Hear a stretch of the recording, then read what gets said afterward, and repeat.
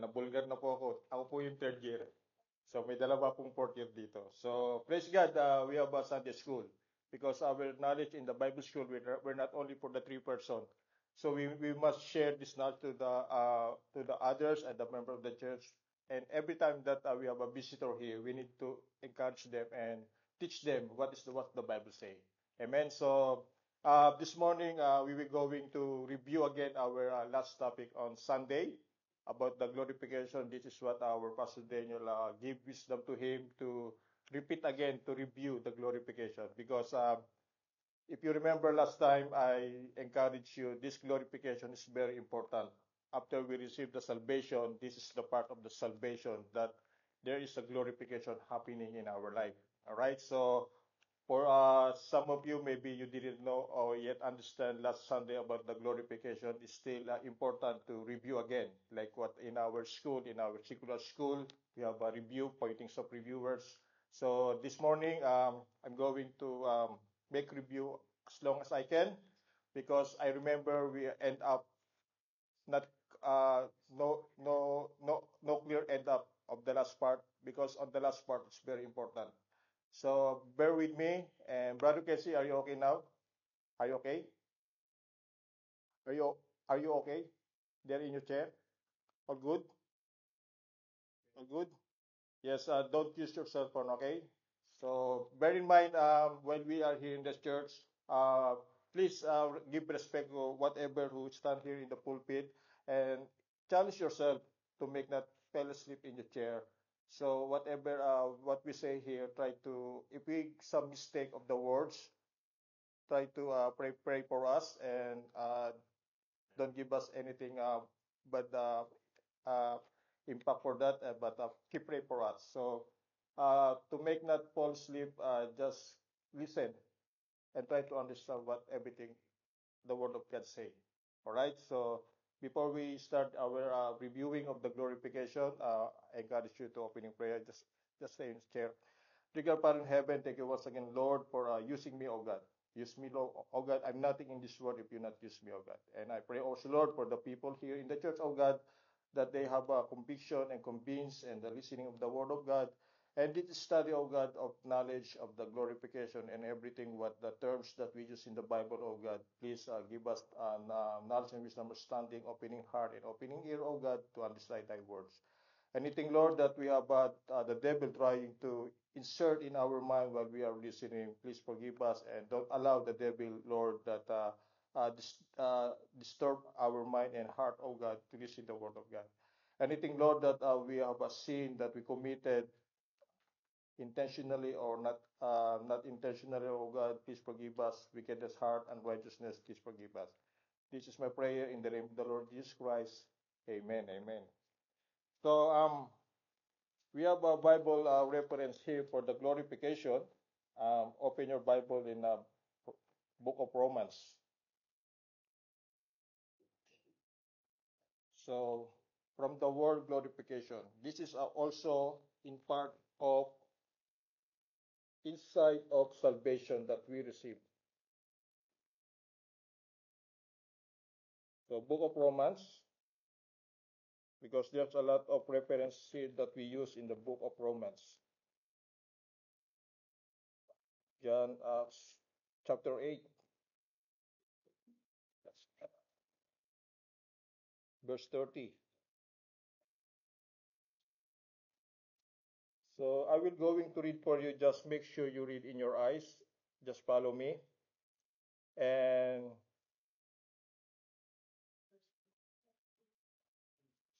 give focus whatever Bible verses that we have this morning.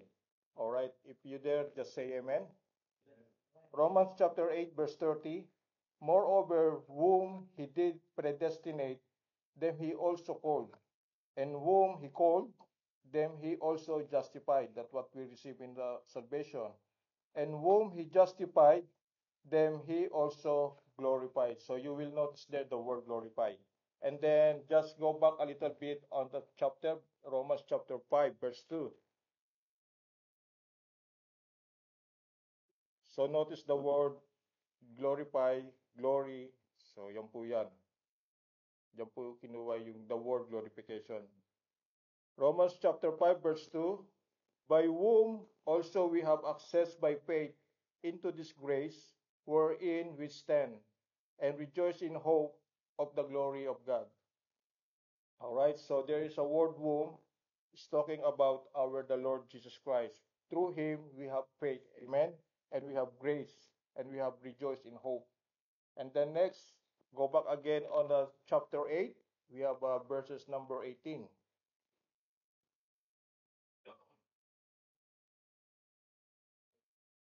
Are you there? Romans chapter 8 verse 18, for I reckon that suffering of this present time are not worthy to be compared with the glory which shall be revealed in us. So you will see here the word reckon. This is the word reckon different our using expression here in Australia. When you say reckon, it's like I figure out or I thinking of. So in the Bible, when you say reckon, it's counting. So if you replace the word reckon, I'm counting that suffering of this present time. So we are experiencing suffering in this world, but it's not worthy. But the Bible says to be compared with the glory, which is our God, shall be revealed in us. So pinakita niya po sa atin. So 1 Corinthians po, let's go in the 1 Corinthians chapter 15. So continuation, this is the continuation of our Bible reference. On the next book after Romans is 1 Corinthians.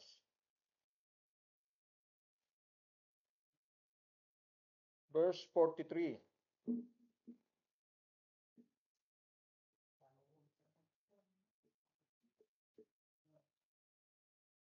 This verse is a little bit deep if you will read this one, but I'm going to give some explain about some words so we can understand these verses.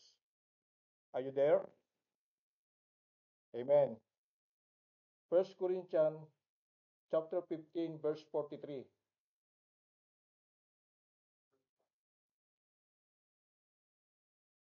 So, medyo may malalim na words po kasi rito. So, inaral po namin ito at nabigyan po kami ng some good definition. All right, if you're there, just say amen. Amen. Verse 43, chapter 15 of 1 Corinthians.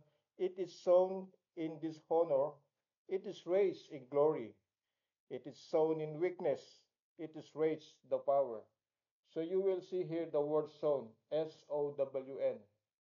So maybe some of you you did not know about this, but every time we getting the definition of the word, it's not we getting from the Webster dictionary. We getting from the Bible dictionary. So we can understand what's the inside message of the verses. Amen. The word sown here is the reference how the body is initially born into sin. Paano tayo pinanganak ng makasalanan? Yung naririnig po natin. So we are born in the sin.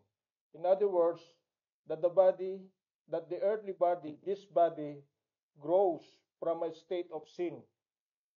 Tayo po ay lumalaki sa ating mga kasalanan because we born in sin. Alright? In either case, the sin we're born into and sin we committed causes our physical bodies to be dishonor. Alright?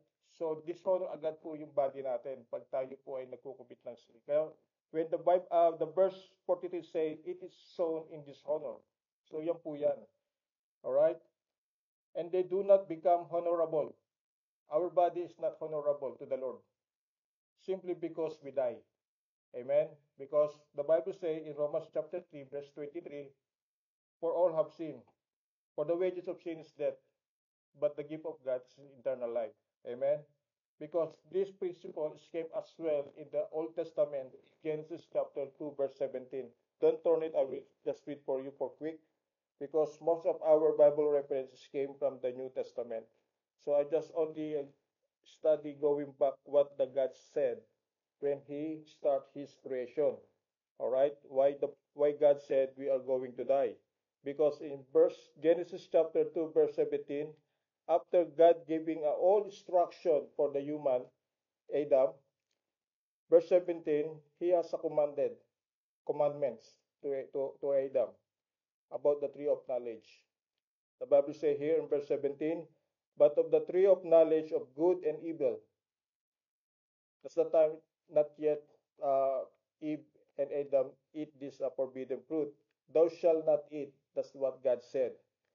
For in the day that thou eatest thereof, thou shalt surely die. So the Bible says, talking about that thou shalt surely die is our spirit. Amen. So this is what we're talking about. Our God is, they do all his best to save us because the physical body is only a temporal, but he is very important to him is our spirit where we're going to. Amen. So that's all for those some explanation of this Romans chapter 15 verse 43. In sown in dishonor. This is our body is this it's become dishonor. All right. So another one, Colossians chapter 3 verse 4. Book of Colossians.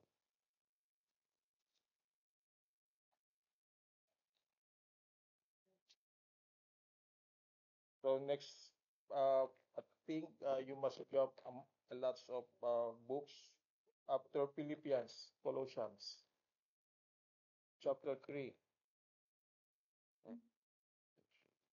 verse 4.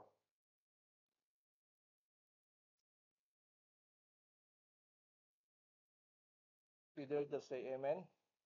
Amen. I will read for you. Just follow you with your eyes, with your eyes. Colossians chapter 3, verse 4, what the Bible says, when Christ, who is our life, shall appear, then shall ye also appear with him in glory. That is also a definition of glorification. Whatever happened to the Lord Jesus Christ when he died is the same with us for all unbelievers only. But for those not unbelievers, there's another process for there. So that's why we need to have important we have a salvation. So our glorification will become the same of our Lord Jesus Christ. Amen. And the last is 1 Peter chapter 5 verse 1. So the reason why we are giving this Bible reference because this doctrine of glorification is came as well in the Bible. 1 Peter chapter 5 verse 1.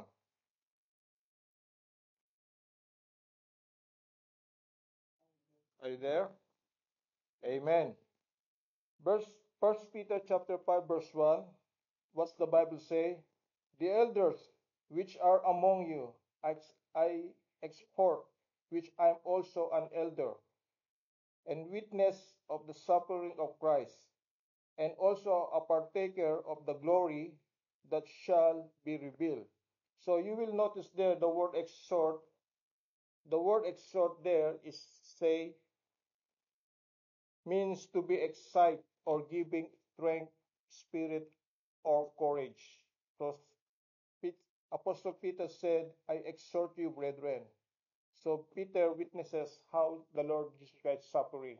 Because Peter, he was with the Lord Jesus Christ when he was in the earth of this world. All right. So now we will going now the meaning of glorification. Glorification, it refers to the ultimate and absolute physical, mental, and spiritual perfections of all believers. So if justification is the declaration of holiness, take note, justification, we already been discussed this one. We already been justified when we truly receive the Lord Jesus Christ. You are justified from unrighteousness. Before you don't have a Jesus Christ in your life, you are unrighteousness. That's what the Bible says. No one righteous, not one. But praise God, we have the Lord Jesus Christ come down in this earth to justify us when we receive Him. Amen. So justification is from unrighteousness to righteous. Whether you like it or not, when you receive the Lord Jesus Christ, you are a righteous. That's what the Bible says. You are justified now as a righteous. That's how it converting the life of our spirit. Amen. And glorification now, that what we are talking about this morning is the completion of holiness. Completeness, magkukumpleto sa ating salvation, yung glorification. When you receive the gospel, you are declared holy. That's it. When you reach heaven, when you die, you are wholly holy. Holy means perfect. Whether you like it or not, if you are a believer, you are perfect when you die. That's what the Bible says. No percentage of holiness you need to do and allow there. There is no room or need to make progress of holiness. Already done. Finish. But when you are here in this earth, you need to learn and understand about the holiness. That's why we need the Word of God to make us uh, try to everything in our life to be more righteous for holiness. But when you die, when you reach in heaven as a believer, the Bible says, already done. You are holy. Amen. That is the grace that we receive in the Lord Jesus Christ. You are finally holy. You are forever glorified on that unthinkable day. You will never know that when you reach the heaven, uh, it's just amazing what happening to me because it already been set it up to me that I am holy, I am righteous. When you behold Jesus face to face, when you see Jesus, so this study is important because you will not shock what happening you there because you have a knowledge about the glorification. Amen. The next our points here, the time of glorification. It will begin at the rapture. We already encounter in the Bible the word rapture, and some in our Bible study and preaching here. This this glorification it begins in the rapture and resurrection and continue throughout all eternity. Amen. So let us read because there's a difference between rapture and resurrection. The resurrection, when we die, we will going to resurrect. All right, and let's go to the First Corinthians. Back to the First Corinthians, chapter 15, verse 51 to 53. So we will see here about the rapture.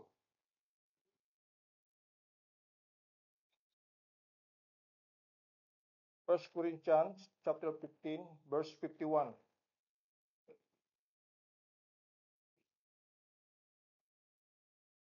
Ito po yung victory over death. 51 to 53. First Corinthians, chapter 15. And then our next verses is First Thessalonians after this. All right. If you dare, just say amen. Amen. What's the Bible say? Verse 51. Make sure you read. This is very important. Verse 51.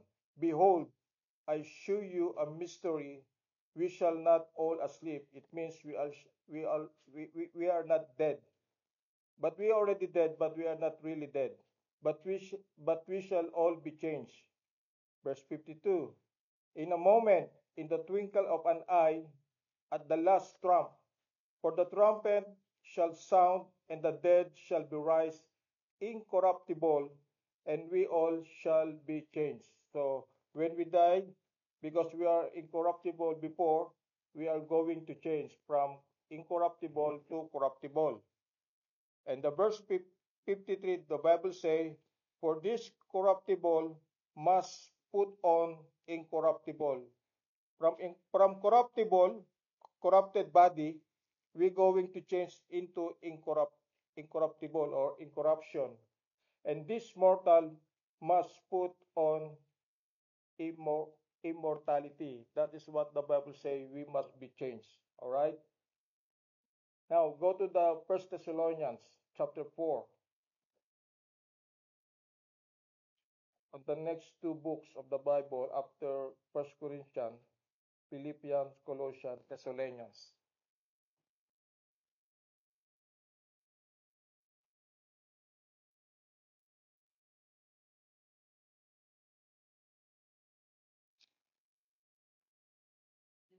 Philippians, Colossians, Thessalonians.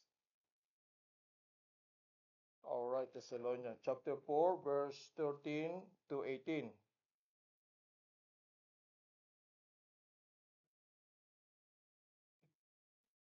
13 to 18. Yes, I'm here now. All right. Are you there now? My Bible is there's a title here, Comfort About Christians Who Have Died. So being a Christian, when we are going to die, we are not sad. It should be us be happy. Because there is a promise of the Lord why we should need be rejoiced when we die. All right? Verse 13, but I will not have you to be ignorant, brethren, concerning them which are asleep, that ye sorrow not, even as others which have no hope. Verse 14, for if we believe that Jesus died and rose again, even so them also which sleep in Jesus will God bring with him. So yung mga, for all those died, believer, will be, become with together with God. Verse 15, for this we say unto you by the word of the Lord, that we which are alive and remain unto the coming of the Lord shall not prevent them which are asleep. Verse 16, for the Lord himself shall descend from heaven and from heaven with a shout, with the voice of the archangel, and with the trump of God, and the dead in Christ shall rise first. Verse 15, 17, then we which are alive and remain shall be caught up together with them in the clouds to meet the Lord in the air. So shall we ever be with the Lord. Verse 18, wherefore comfort one another with these words. So these verses that we read is all about from the rapture. All right, when you say rapture, when you are still alive and um, we the Lord Jesus Christ is coming back here, you will be raptured first for all those believers. All right, but for those people not yet meet the Lord Jesus Christ in the air, but we already been dead, there is also resurrection for them together with the Lord. Amen. That is the time of glorification. That's how it works. All right.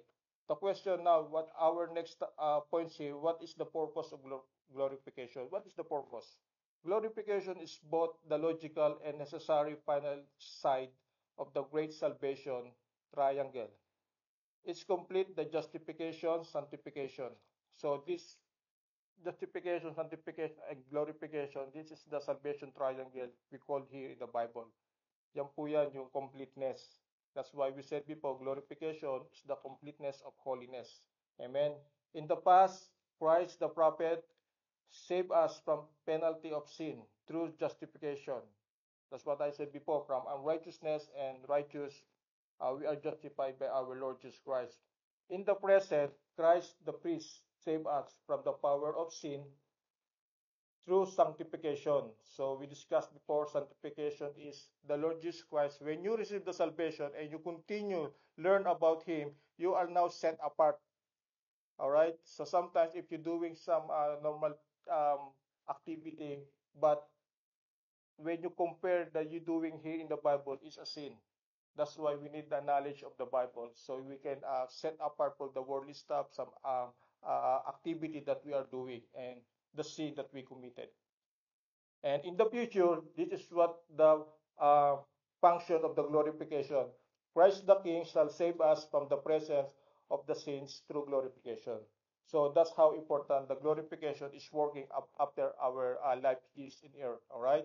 So the result of glorification. This is our fourth topic. What kind of body will believers possess? This is the time that we have been post last time. I'm going to be a review. I will not be cited some verses because there's a lot. It will be a body like Christ's body. The same. What Jesus Christ appeared to the 12 disciples after the third day of his death, and he appeared the same. What will going to happen to us? Amen. Second, it will be body of flesh and bone. So there's a power of the Lord Jesus Christ can be after our body death. He can convert again and bring back our flesh and bone. This is happening when the Lord Jesus Christ appeared to the disciple. Let us see the story here on the Luke chapter 24, verse 39. Only one. So we can see here. Luke chapter 24.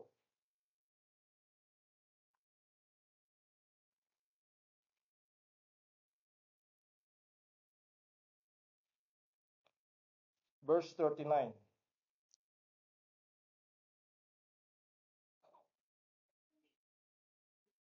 Jesus appears to the apostles. So, hindi po sila makapaniwala na hawakan nila si Jesus Christ. Siya po ay patay na pero nahawakan po nila. So, this is the glorification it means. Are you there now? Just say amen. Amen. Maybe I will going to read 36 to 39. All right? Verse 36. And as they thus spake, Jesus himself stood in the midst of them and said unto them, Peace be with you. Verse 37. But they were terrified and affrighted, and supposed that they have seen a spirit. That's the only thing of the disciple, what they see. Verse 38. And he said unto them, the Lord Jesus Christ said, Why are you troubled? And why do thoughts arise in your hearts? Verse 39. Behold, my hands and feet, that it is I myself. Handle me, and see. For a spirit hath not flesh and bone, as you see me have. All right? That is our body like. So the next thing is will be recognized body. 1 Corinthians chapter 13, verse 12.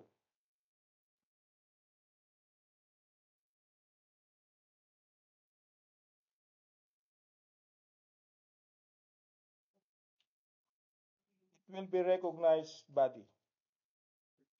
1 Corinthians chapter 13, verse 12. 9:28.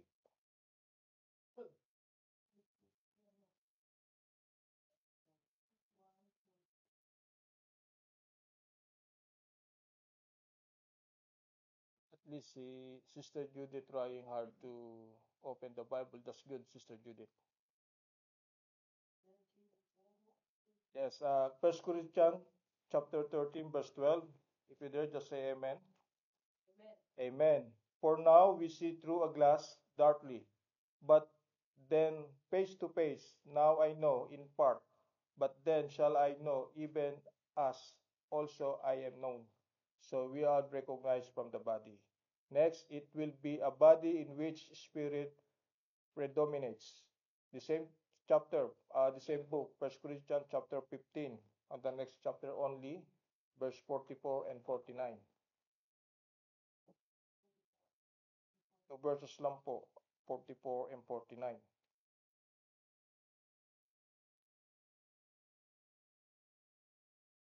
Are you there? The same book, 1 Corinthians chapter 15, 44 and 49. Are you there? Amen. It is sown, verse 44, it is a sown a natural body. It is raised a spiritual body. There's a natural body and there's a spiritual body. Yan po yung spiritual predominate, they call.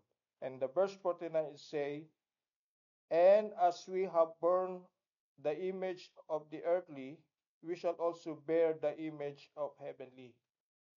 Kung ano po yung itsura mo rito, ganun din sa heaven.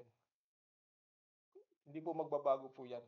Kasi yung po yung, that is your identification in your heaven.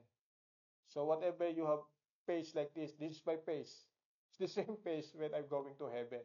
Alright? That is the spiritual dominate. It will the body in which spiritual dominate. So although our spiritual is invisible, but there is a formation. Whatever you hear in the body, the same in the earth. Amen? So you have identification. Next, the situation of course reversed today.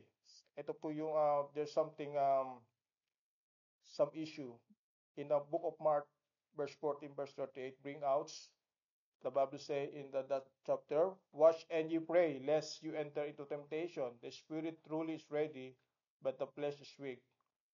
Yan po yan. So just study in your home if you have a time in the book of Mark. So we will not give importance that. So the next thing, it will be a body unlimited by time, gravity, or space. On at least 3 occasions during the earthly days following his resurrection, our Lord defied all natural laws of suddenly appearing in and out and locked room to comfort his disciple. So ito po yung, this is what I said, how the Lord Jesus Christ appeared to the disciple. The first occasion, he is he disappeared from the home of two disciples and Emmaus. And their eyes were opened, but that is the Bible say, and they knew him, and he vanished out of their sight. We can find that in the Luke chapter 4, chapter 24, verse 31. That is the first occasion. This story, they meet Jesus Christ in the place of Emmaus. And then after that, after the conversation, the Lord Jesus Christ vanished out. Nawala po siya. Then the second occasion, he appears to the apostle in Jerusalem. We can find that in John chapter 20, verse 19. Let us see. On John chapter 20, verse 19. Just only one verse.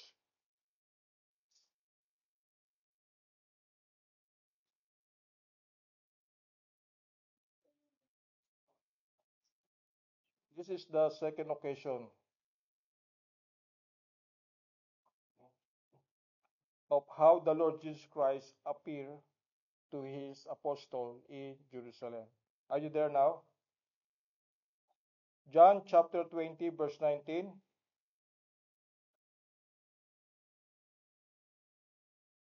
Amen. Verse 19.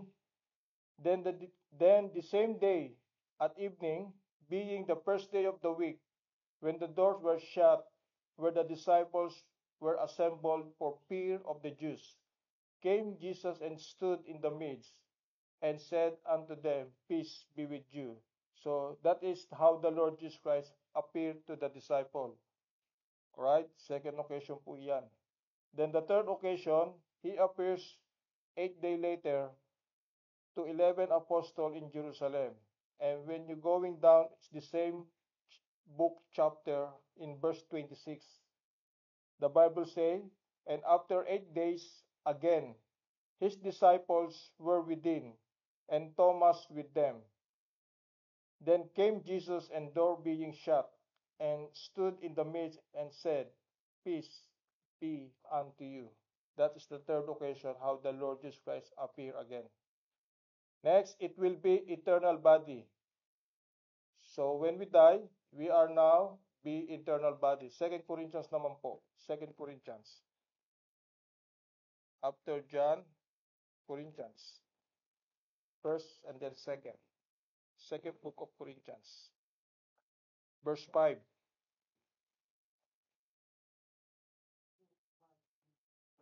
Chapter 5, verse 1. 2 Corinthians chapter 5, verse 1. It will be an eternal body when we are in heaven. That's how the glorification works. Are you there? All right. For we know that if our earthly house, the earthly house is the body. Amen. The mortal body. In the Bible, it called earthly house.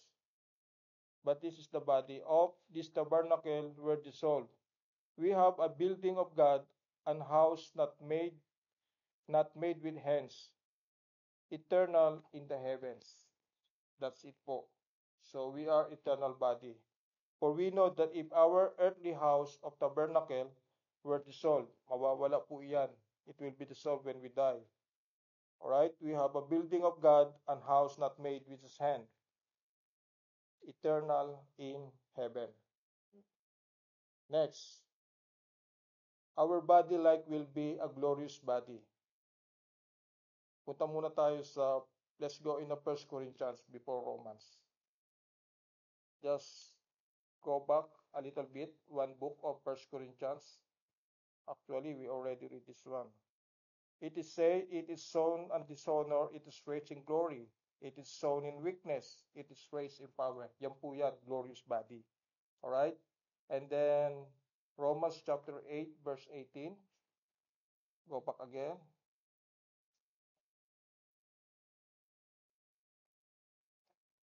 Are you learning, brethren? Amen. Verse 18. We already read. The Bible says, For I reckon that the suffering of this present time are not worthy to be compared with the glory which shall be revealed in us. So our body will be like glorious body. All right, this is the final point. I'm done. So if you see how our body like when we die, we receive the glorification. All right. Glorification is the final stage of Christian salvation is going home. At the second coming, Jesus will defeat Satan once and for all in Matthew chapter 25 verse 41 and Revelation chapter 20 verse 10. Don't turn it. All right, for all. Christ's return brings the final stage of Christian salvation called our glorification. Glorification removes us from the presence of sins forever. That's how it works. That's why the salvation is very important. We need to cherish every day our salvation. Not only that we receive the salvation and then that is just like simple life again and no changing.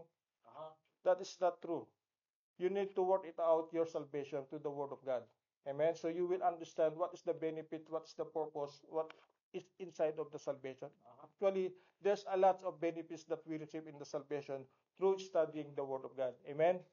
And then in our internal home in heaven, we no longer have a sin nature. We are perfect, like what I said the Bible says. We are perfect. Holiness. We will be perfect in our new glorious body because this body that we enjoying now, this is corruptible. But when we die, this body, it changed into incorruptible body. So we are now is no longer to make committed sin. And we will no longer be able to sin anymore. That's it, brethren. So that's how important our salvation. We understand what is all about salvation. That's the include inside salvation is the our one of them is the glorification. Amen. So that's all. I hope that you will learn something about the glorification, and we are not ignorant about our um, salvation that we receive because maybe we encounter some people that's much more have knowledge than you. But at least here in church, we're putting you some knowledge and you can explain to them. Because maybe some people, what about the glorification? Can you explain to us? At least you can explain well. Amen. So to God will be the glory, and I hope you understand. And let us close our eyes, bow your head. Dear God, Father in heaven, thank you once again, Lord, for giving, Lord, knowledge and understanding about our salvation, the vocabulary of salvation, O God. We're not yet finished, O God. I pray, Lord, that and bless the word of God and the last four parts of the vocabulary of salvation. I pray, O God, that we will learn more alas about the vocabulary of salvation. Thank you, Lord, for using us, and thank you, Lord, for our pastor here that their team in, O God, that help us, Lord, to grow in our knowledge in the Word of God. And thank you, Lord, for changing us. And thank you, Lord, for the correction that we receive to you, O God. And thank you, Lord, for the rebuke because we are a stubborn people, O God. Thank you, Lord, because you are the one who changing our life. Thank you, Lord, for the salvation. And thank you, Lord, for the part in our glorification. Thank you, God, Father. In Jesus' name we pray. Amen.